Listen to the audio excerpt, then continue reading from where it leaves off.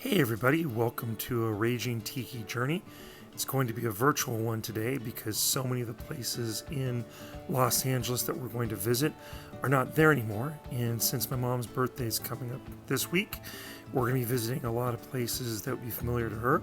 We're going to start with MacArthur Park, where she spent a lot of the early years of her life. So MacArthur Park was originally named Westlake Park. It's still beautiful, but it's not as safe as it once was. It was built in the 1880s. It's fed by natural spring water. It was renamed MacArthur Park in 1942 to honor General Douglas MacArthur. It has a sister park that was named Eastlake Park that's now called Lincoln Park. And not too far away is the birthplace of Los Angeles, Olvera Street. And Olvera Street was founded in 1781. It got its name in 1877, and it was saved in the early 20th century by Miss Christina Sterling. Now today you can take rail transportation, but it doesn't look quite like this anymore as you journey through the streets of Los Angeles. And we're going to stop at Bunker Hill here for a moment. Bunker Hill was developed in 1867, right after the Civil War. There were 80 plots sold to wealthy families, including the guy who started USC. And there were a bunch of Victorian homes up there, and to get to the top, they established this railway that we're seeing here called Angel's Flight. But by the 1950s, it was pretty blighted in that area, so they decided to tear down those Victorian homes, those beautiful Victorian homes that were now kind of run down. But before they could move some of those homes, they were actually burned to the ground. Near Bunker Hill is the original site of Biola, the Bible Institute of Los Angeles, which, by the way, once shared space with Coulter Academy, which is where my mom went to high school. And also it's where Church of the Open Door got its start, and that's where my parents go to church to this very day. And actually that church is no longer in this building. It's out in Glendora, and you can't talk about LA history without talking about earthquakes, and that's actually why my mom's school shared space with Biola for a while, and that's why that original Biola building is not there anymore. It was damaged in the 1980s and they couldn't save it. They did save the signs. We're looking here at Mabel Coulter, who is the founder of Coulter Academy, and the building's gone. They did save one of the signs to use downtown, however. So we'll leave our virtual visit to the Biola building and head on over to Union Station, which was established in 1939. It's right across from Olvera Street that we already visited. It's actually busier today than it's ever been, which is pretty amazing. The big trains still come in along with metro commuters. Also in LA, we've had different types of train transportation, like the Pacific Electric Red Cars, which in the 1920s was the most extensive railway system in the world. And it took commuters from outside the LA area into Los Angeles, where they would then get off the red cars, and if they wanted to travel through Los Angeles itself, and take the yellow cars of the Los Angeles Railway. And this entire system was completely dismantled in the mid 1960s, but that ended up being a little short-sighted, and in the last few years LA has worked to reestablish a new streetcar system, and those cars are all gone. So let's head west to the Miracle Mile shopping district. That's the streamlined modern May Company building. May Company is gone. That's now part of the LA County Museum of Art. The Miracle Mile, though, introduced a new type of shopping: park in the rear of the stores. And my mom's certainly seen changes in shopping during her lifetime. The old Bullock's department stores are gone. We had, of course, this one in Los Angeles. There's also Bullock's Wilshire. Bullock's even made it to Orange County. But what I most think of when I think of my mom and shopping in Los Angeles is Christmas time. My mom would tell me that you'd head down town after Thanksgiving, and you'd look in those windows, and they would unveil these amazing displays, which they no longer do. And man, I wish I could have done that. Headed downtown and checked out the great displays of Christmas time. Now, as I was mentioning, my mom's seen some changes in shopping during her lifetime, and gosh, even I have.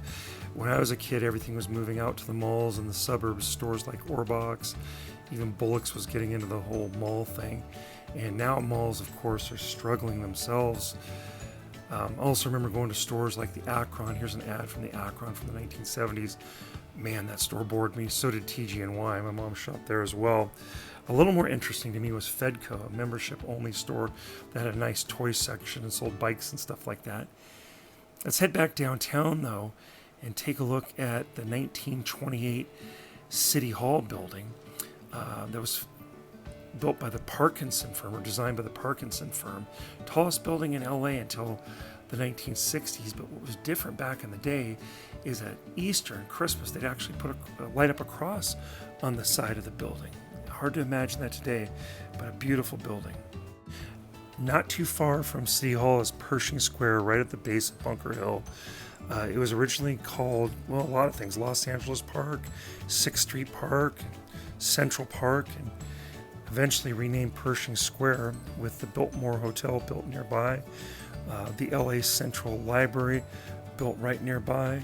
An amazing place right there at the base of Bunker Hill, which, as I said, lasted with those Victorian homes until the 1960s, when they attempted to save a couple of the homes and move them to a historic park. And as I mentioned, as they're getting ready to move those things, they were burned to the ground. So another virtual visit here. Now, right here, we're looking at the sign of Philippe's, which was established in 1908, and in 1918, they introduced the world's first French dip sandwich, or Philippe Mateau did. And since 1925, the Martin family has owned Philippe's.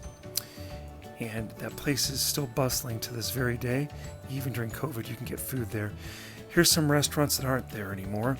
Tiny Nailers, that's a place my parents were very familiar with and have told me about.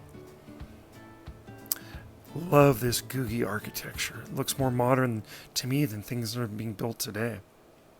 Let's take a look at a few different views of some different Tiny Nailers. This Googie architecture was ridiculed when it first came out, but now we look back at the architects who introduced it, guys like John Lautner, and it's pretty cool stuff, pretty well respected now. Coffee Dan's was another place. Sambo's. There's still a Sambo's in Santa Barbara, but not in the LA, Orange County area. Vandy Camp's restaurants. Many of these restaurants actually had a windmill perched on the roof. There's one windmill left. It's been converted into a Denny's. The Apple Pan, of course, which became the model for Johnny Rockets. One of the guys who ate at the Apple Pan near UCLA started Johnny Rockets. Hodie's is another coffee shop known for its Googie architecture, also no longer with us. Beautiful signage soaring into the heavens. Just amazing. Well, since my mother's birthday is coming up this week, we have to mention TikTok. This tea room was a big deal in our family, and the orange rolls, oh man, I still miss those. TikTok closed in 1988. Tea rooms were a big deal starting in the 30s.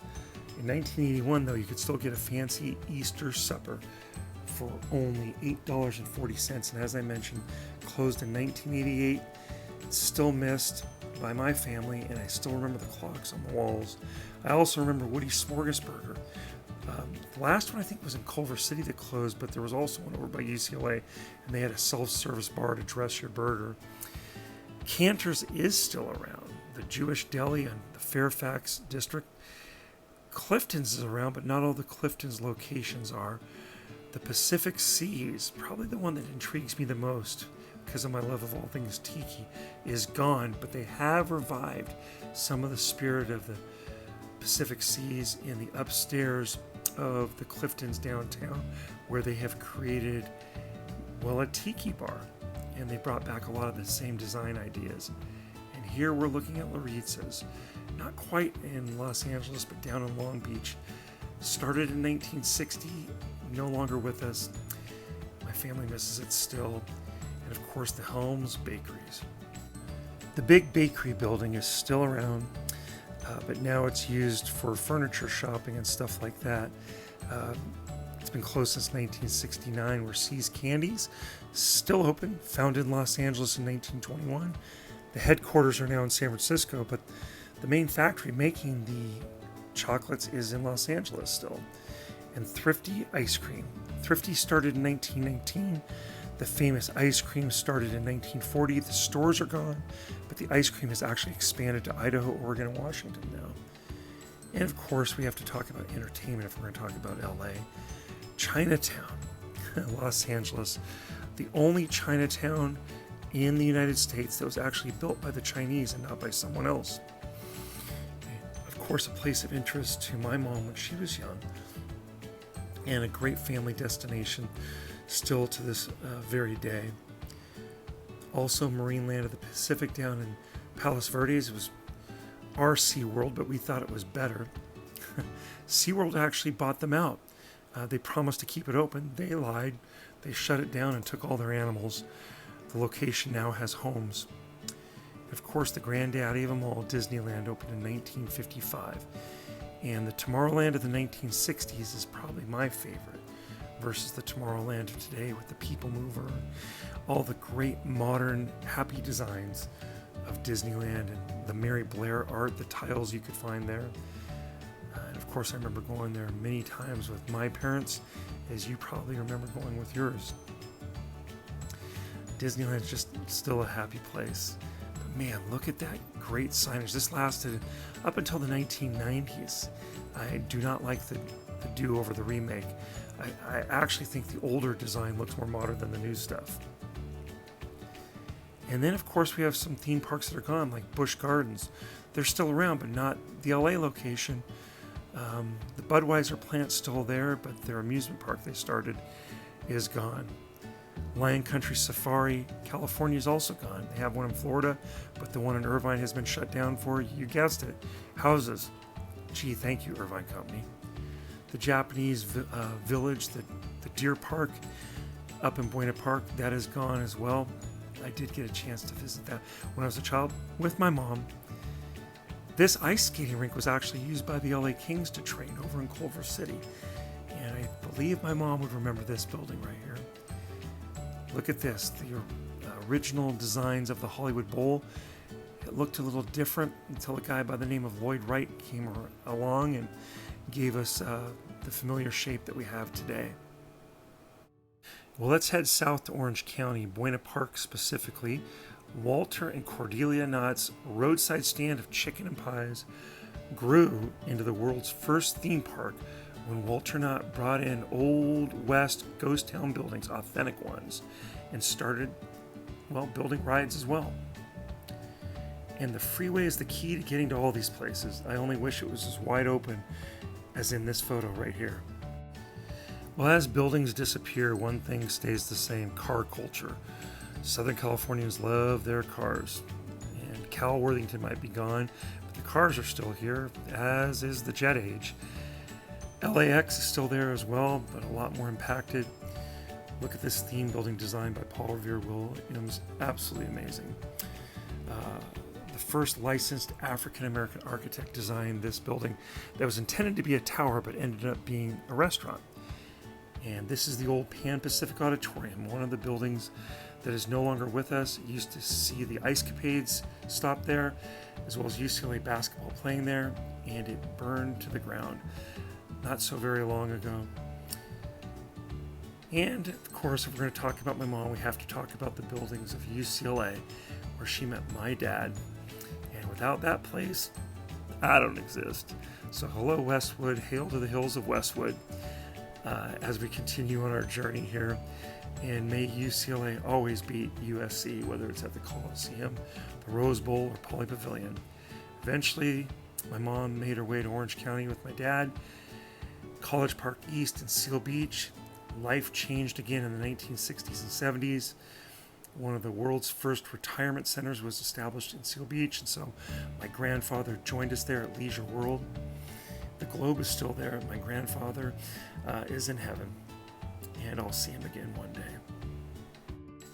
Well, I hope you enjoyed this virtual visit to a bit of my mom's vintage LA and a little bit of Orange County as well. Hope you'll also join me again on another Raging Tiki Journey. God bless you. See you down the road.